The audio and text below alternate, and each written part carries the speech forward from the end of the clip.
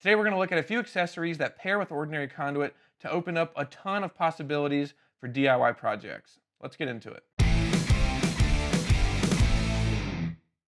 Hello everybody and welcome back to the channel. My name is Jake, and if this is your first time here, we share weekly videos all about build inspiration, tips and tricks, hacks, and creative uses of ordinary materials, all so you can finish your DIY projects. If you like watching videos like that, then definitely consider subscribing. We appreciate it. The Pro T connectors are officially live on the website alongside some accessories that you can use in 1-inch EMT conduit builds. Today we're going to look at each of these accessories and get some ideas on how you can use them in your next DIY project. The Pro connectors come with a pre-drilled hole in them, so you can add a self-tapping screw through the connector and into the conduit. Now all builds don't require this, but if the connections in your project do need some extra strength, then this is an easy way to do it. To install them, you'll need a power drill and a 1/4-inch hex socket. I also want to mention that you can use these self-tapping screws with the standard connectors, but you will have to drill a hole in the connector first. Next up are these inexpensive adapter shims. A few weeks ago we did a video dedicated to these shims because of how many possibilities they open up for the builder. This one allows you to connect the Pro connectors with 3/4-inch EMT conduit, and this other one shims the Pro connectors to several different pipes, including 3/4-inch PVC, black iron, and rigid conduit, to name a few. At the end of this video, I'll link the video about these shims so you can get more information and see the other exciting possibilities that you have when using them. If your project needs a secure mounting solution for a flat surface, then these are exactly what you need. These are one-hole straps, and they snap onto 1-inch EMT conduit like so.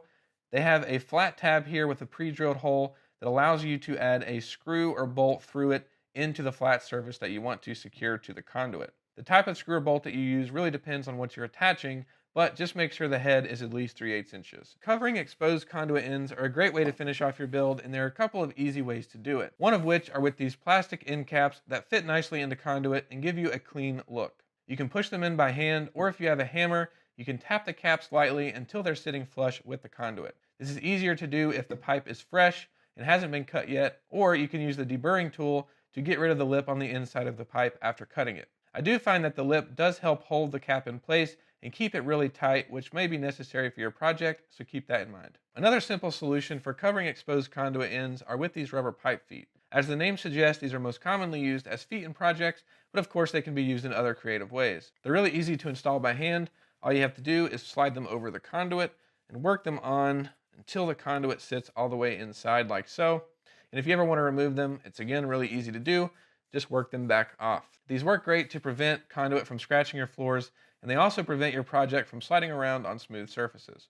Next up are these caster wheels that allow you to add some mobility to your conduit project. They come with a 3D printed insert that adapts the stem to fit inside of 1-inch EMT conduit. To install them, simply line up the insert with the conduit and use a rubber mallet or a hammer to tap in this opening here behind the wheel until the insert is fully inside of the conduit. This process is easier if you use a deburring tool to remove the lip on the inside of the conduit, or if you're using a fresh piece of conduit. The caster kits will come with 2 locking and 2 non-locking casters, and they each have a weight rating of about 150 pounds. Next up are these threaded pipe inserts that open up a lot of possibilities because they allow you to add a mounting point for bolts or threaded rod to the ends of 1-inch EMT conduit. There is a 3/8/16 lipped option, as well as a 1/4-20 threaded option with lip or without lip.